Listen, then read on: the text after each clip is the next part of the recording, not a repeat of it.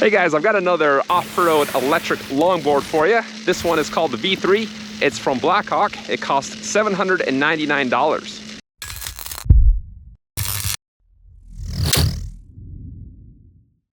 Now over the last week, I've hit some pretty gnarly terrain, anywhere from rocks to gravel to kind of soft sand. And what I've noticed is just the power this has going through stuff like that. It's like a rock crawler board. Now, as far as stability, it's not the most stable.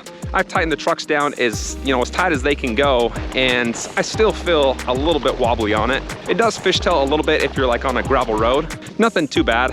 I could go about 15, 16 miles an hour. I felt pretty comfortable at that speed. It's got 7.5 honeycomb structured tires. Now these aren't air pockets like some of the other boards I've reviewed. These are actually all the way through the tire. The V3's got 2,000 watt motors powered by a 36 volt battery and a 220 weight limit.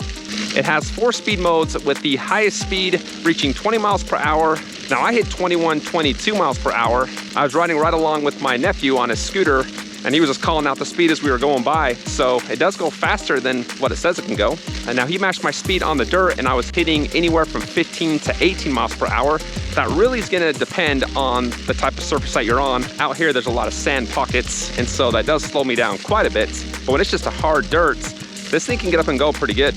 The board is pretty heavy at 33 pounds, but when you combine that with my 180 pound weight, the acceleration is still pretty good. I was able to reach the highest speed in probably a half of a block on this dirt road. It's just a nice, gradual, smooth takeoff. The V3 has a range of 15 miles, so that is the next test.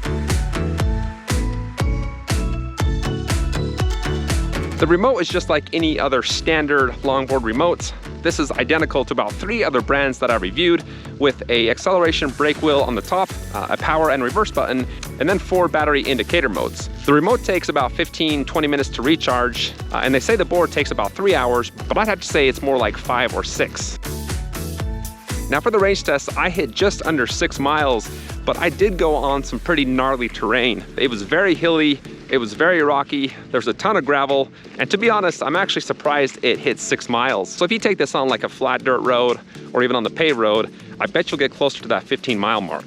The V3 does pretty good for hills. It's rated up to a 10%. Now that is for a paved hill. All of their ratings are actually for paved terrain, which is interesting because this is an all-terrain board. Now I took it up a 9% slope. It did pretty well. I was probably hitting, I don't know, 5 or 6 miles. And then it got even steeper, up to over a 22% slope, which I thought surely it was going to die, but it didn't.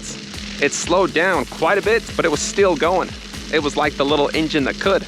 Brakes are pretty good, not the best I've experienced, but they get the job done. They'll slow you down. It's a very gradual braking. There's no jerking, so it is smooth. I just wish they'd be a little bit more powerful. The V3 has a 1-year warranty, 2 to 5 day shipping here in the US, and there is no waterproof rating. I asked them about that, and they just recommended not driving it in the rain, so just kind of heads up with that. So overall, I'm pretty impressed with the V3. The fact that it can just go through these like big old rocks and dirt clods just really impressed me.